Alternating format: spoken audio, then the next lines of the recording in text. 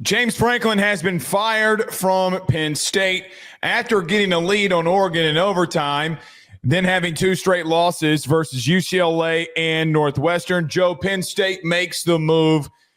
You texted me when it went down, and I'm shocked, and then I'm not shocked. I kick it off to you first. Your thoughts on James Franklin being fired at Penn State? Well, it's shocking because he's been there so long, and this is an underperformance this season, which we can kind of unpack all the things that went into this in a second. But it's shocking because you would think that a coach like him would be given some grace, that if if things weren't going well, the season wasn't going well, that he would be given a little bit of a cushion. I recorded a video yesterday for the Sports Geek, one of the other outlets I work for, and I asked this question: what Penn State fans and to the administration, what do you want? Do you want to be considered to be a national championship contending team, or do you just simply want to be middling, and sometimes you go 10-2 and sometimes you're a little bit more competitive? I think that Penn State fans have the aspiration to win national titles. And I think with the narratives in the preseason that the team was as good as it was, the NIL commitment to have guys come back and to be as important as they were for winning a national title, to underperform this significantly by losing to Oregon and then completely falling asleep against UCLA and Northwestern and not even putting the effort forward to win those games is exactly why James Franklin had to be fired. I had projected that it would make more sense if they had some sort of an agreement where they mutually parted ways, but it looks like Penn State doesn't even want to mess around with that. They just paid him and told him to go away, which here we are now, and I wonder what direction they turn to.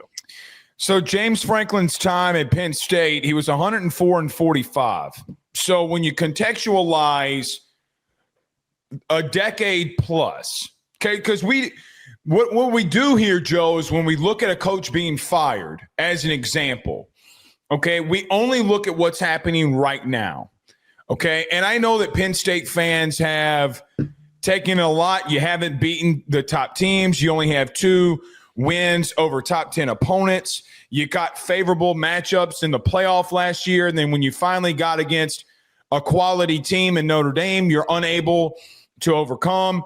You brought back so much production. You brought in 2 coordinators, and you brought in the highest paid coordinator in the country in Jim Knowles. There were 0 excuses. So I look at James Franklin in 2 lights. I look at him and say, listen, man, is he a bad coach? No. He's not a bad coach. No. I mean, you look at his resume, Joe, and in 11 years, he won 10-plus games in 2016 and 2017. He did it in 2019.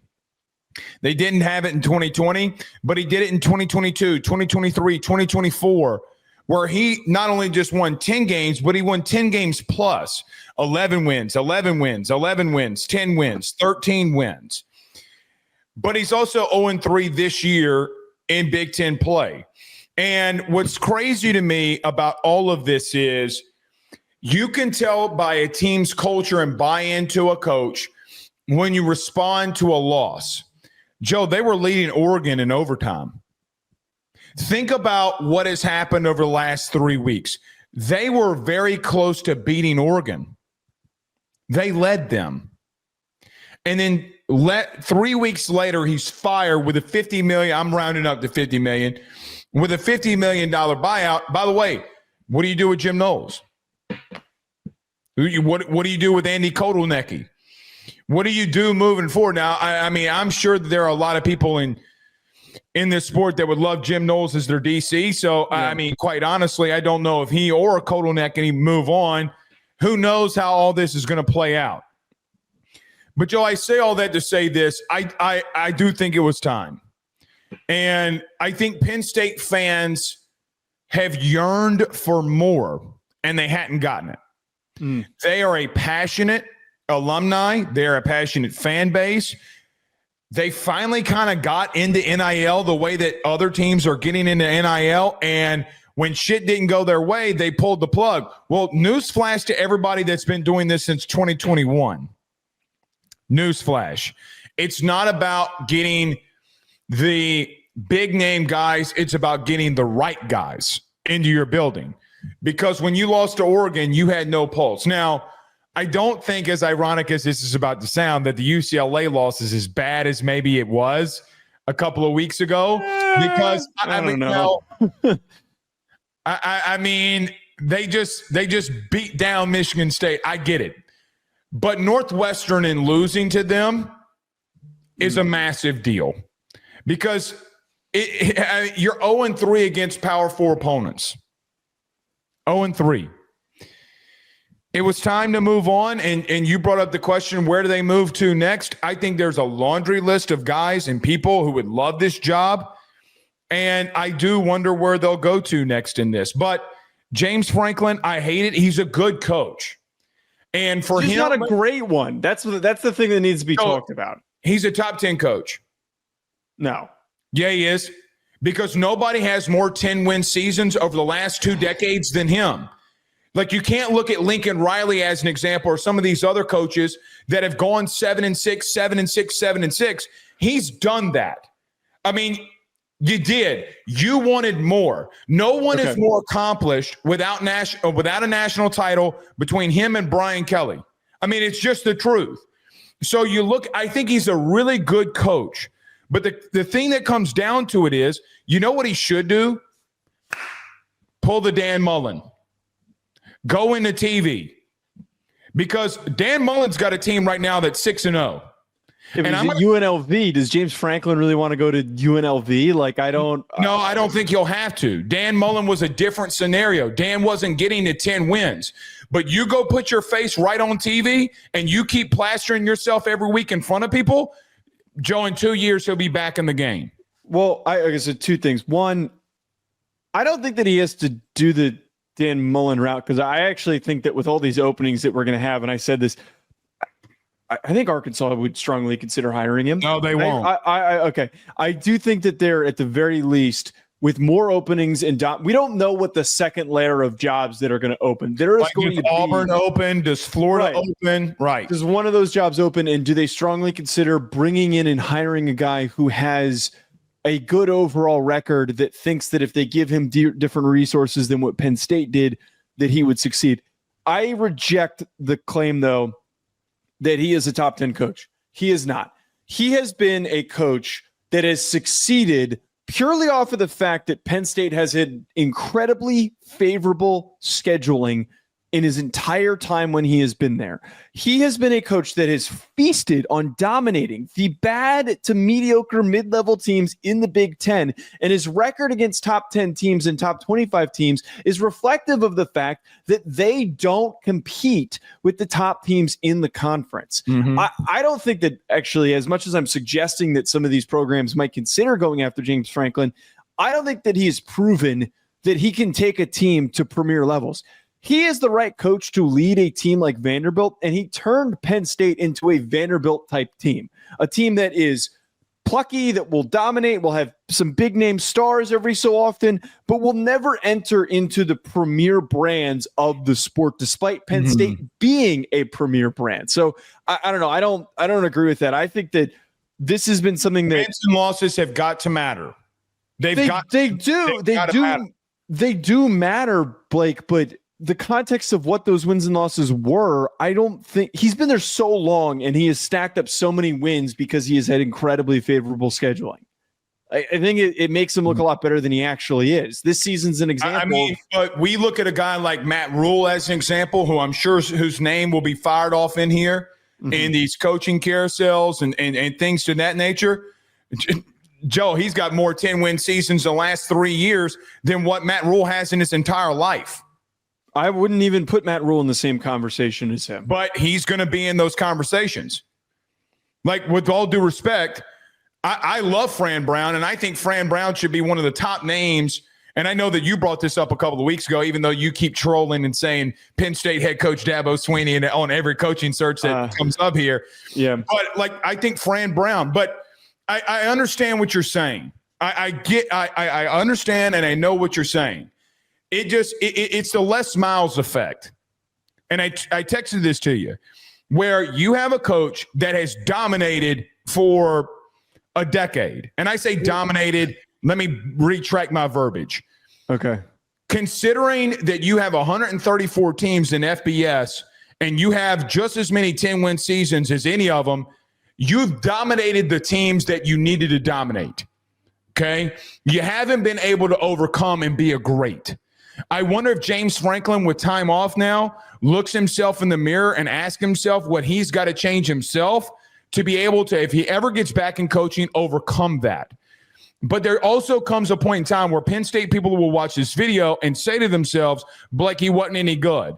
Okay, well, then you need to go look at all these other blue bloods that it took them 2 decades to come back from, a.k.a. Texas, a.k.a. Florida. There are situations, Joe, where we've seen premier blue bloods, premier programs of the Florida State, premier programs of college, USC, of college football that, yeah, they would have taken the James Franklin outcomes. And by the way, USC, they didn't really have a tough schedule in the non-conference either. So I look at this situation. I agree with what you're saying. He can't overcome. It caught up to him. They lost. They went 0-3 in the Big Ten to start the season here, and it was too much in Penn State. And by the way, I believe they had to make the move. I didn't know it would come this early. But I look at those other blue bloods and say, James did better than what they did. Now, here's the truth of the matter, too. As we're getting text messages galore over here, you and I. But in reference to this, the question that I ask you here, where do they go? I don't know. And I think that, by the way, keep in mind for everybody, and I tweeted this, there are going to be a lot of random names that get brought up. Oh, extensions galore, brother. Yeah, because agents are going to try and make moves. I think one that is going to be discussed often is Fran Kurt Brown. Cignetti. Oh. No. Fran Brown's kind of, I love Fran Brown, and I think that if you had pitched this 3 weeks ago when I originally pitched it, it would have made more sense. But Syracuse has been struggling, so I don't think you could like truly sell the fan base on bringing in Fran Brown at the current moment. I'm going to keep saying Fran Brown until everybody believes me. Continue. Kurt Cignetti is from Pittsburgh. He is a Pennsylvania guy. He coached IUP, Indiana University of Pennsylvania, and he is from the general region of the more western part or just like the non Philly part of Pennsylvania. Mm-hmm. I think he is going to get brought up. He should get brought up. He should get brought up. I just don't think that it makes a lot of sense because I don't think that Kurt Cignetti at this point in time of his life and for how old he is and the success that he has quickly built for Indiana, that he is going to have a desire to leave at this current moment. I wonder what their approach is going to be of, do they want to go with an established big name? Do they want to treat this like a Brian Kelly type of a hire like LSU had where they go and steal somebody away from another program? Or do they want to hire an up-and-comer? Because there's plenty. I don't think they can do that because look at the Jimbo situation. That's the most relative to the situation. Joe, they're getting pretty close to spending. I mean, once the buyout's completely done here, they're going to get close to spending $60 million in all of this. In reference to, I mean, you might have to go with like a Mike Elko type of situation here. Well, so that's why I'm bringing up. Well, I was just about to say that. Like, do you hire someone who's maybe not the biggest name on the plate because you have this gigantic buyout? Mm-hmm. Manny Diaz is one of them that I've seen in an article, so that like that's one that's worth bringing up. But Duke has been a little bit up and down this year. I would strongly consider hiring a John Summerall or an Alex Golesh or an Eric Morris or a GJ Kinney. I would consider hiring one of those G5 guys because maybe you need to go in a little bit of a different direction, a different background, somebody who has been a rapid riser. Summerall, to me, I think should be at the top of that list if you do go the G5 route because he has been a rapid, immediate program builder. And I think that his intensity is something that Penn State has lacked. The very clear attention to detail. He was talking about they won yesterday, and he was like hoarse voice talking about how their team's really immature and they didn't play well. So I don't know. I think that Summerall would be the one guy. I'd be curious to dig into this a little bit more and find some better examples. But I think you can read any article right now, and there's going to be 50 different names that get in the mix, and there could still end up being a guy that they hire that nobody expected. I love John Summerall. You look, John was a linebacker at Kentucky. I forget the years that he played. I think it was in the early 2000s when he played there. Look, John, being in Louisiana, you kind of get to know people around here. He did a great job at Troy. Joe, 2 double-digit 10-win seasons there. Look, Tulane went 9-5 last year. They're 5-1 right now. They're only lost to a top-5 Ole Miss team at the current moment. I don't know. John is an interesting character, to say the least. I love him to death. We do talk about fit. Fit is the only thing that matters about fit is winning, and he's a winner. I do think John's name's going to get thrown up in a lot of these situations, and it deserves. So is Alex Golish. So is a lot of these G5 teams. But it is going to be interesting to see where they go here moving forward. I don't know if John looks at the Penn State job as one as people may wait for something else. I let me just tell you what some whispers I hear. Penn State making this move is a big one because you did it early than teams like maybe what Auburn and Florida have done. And we're going to have to wait to see. I would assume that if Florida or Auburn opened up, that a guy like John Summerall, who's an SEC guy, and by the way, Kentucky might open up. John's a Kentucky guy. There's no way in hell that I am going to Kentucky over Penn State, just so we're making this very well known. There's probably no way I'm going to Auburn over Penn State either. Joe, I tell you, though, he probably, from what I understand, I think if that Florida job came open, he would really pursue it.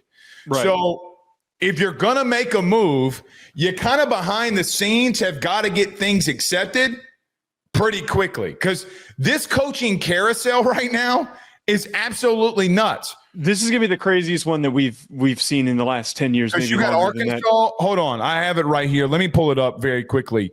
Arkansas, Florida. Oh, go ahead if you have it pulled up. Yeah, I have it pulled up here. Just a moment. These are just the current jobs that are open.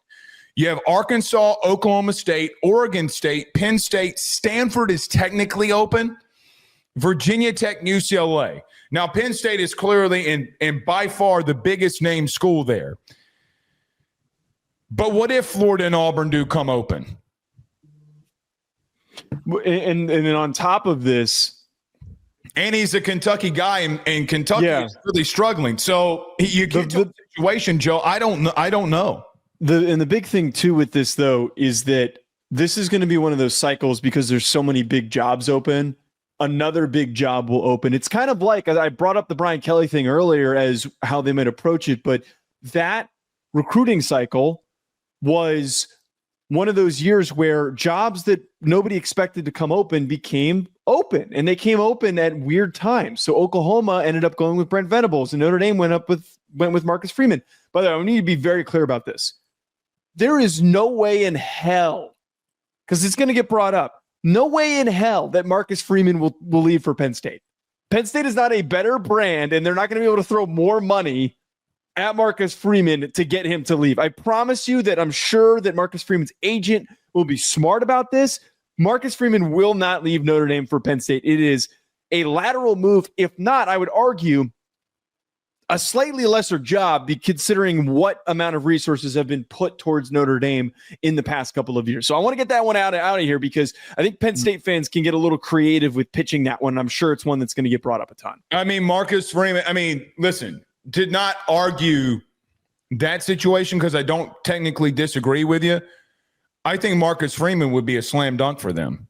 It would be, but I don't think that he leaves. Like, why? Because if you're Marcus Freeman and you've built this really good foundation, unless they throw a comical amount of money at you, what incentive do you have to leave to go to Penn State? You're beating Penn State out for recruits at the current moment. Yeah, but he's the one beating them. He could, you know how coaches think. You could think, well, I can go to Penn State and beat you there. But why start over at a completely different team when you're that's already... That's why Kurt Cignetti doesn't make a lot of sense to me at the current moment, right? Same. I'm with you there. I don't know why he would start over. I don't know. I mean, does guaranteed money come involved into this? Does, like, to be real with you, hey, we're going to keep Jim Knowles and you don't have to go find a DC. And I mean, there's so many different pitches here that you can make for him. Like, I would ask you this question: was Chris Ash pushed on him by the administration or his agent, or, like, does he have more leeway at Penn State? Like, what does Marcus Freeman value? And that I don't know, because I don't know the man. Does he value stuff about having autonomy and complete control? And I'm spitballing at this exact. I'm just asking questions. I have no clue. Yeah, I just don't think that there would be layers that would make the Penn State job more desirable enough to completely start over at a new program. If Penn State is given the right coach and right opportunity, it's a massive job. Don't let what James Franklin and Penn State's been the last 11 years fool us for what it is a top 10 job in the sport. Oh, it absolutely is. And I'm not trying to downplay it, but Notre Dame is also a top 10 job in the sport. Probably a top 5 job. It's Penn State top 5. That's where you start fighting over semantics. Right. And that's why it just doesn't make any sense to me. The only one that I legitimately would have considered when it was pitched for Marcus Freeman leaving was the Alabama job. And people keep sometimes bringing up the Florida job for Marcus Freeman to leave. I don't think that one really necessarily truly makes like a lot of sense, but I don't know. I don't mean to turn this into a Marcus Freeman sitting on the beach every day. Shit. Is Jacksonville or is Gainesville really near the beach? Not that far from the beach, no. It's not that far. I don't know. We'll see what happens with this, Blake, but Florida women, Indiana women. He's married and he's got like a ton of kids. Oh, it doesn't matter. Stop it. All right. Well, look, I just get to a situation where this is a massive opening. It's a massive job. I do think that Matt Rule's name will continue to be thrown around in this. And Joe, I got to be real with you. I think he's going to push for it. Yeah, being a former Penn State guy, I do think that wouldn't surprise me. But at the same time, that's another guy where you're just now, it's a well-resourced program. You're just now starting to hit your stride.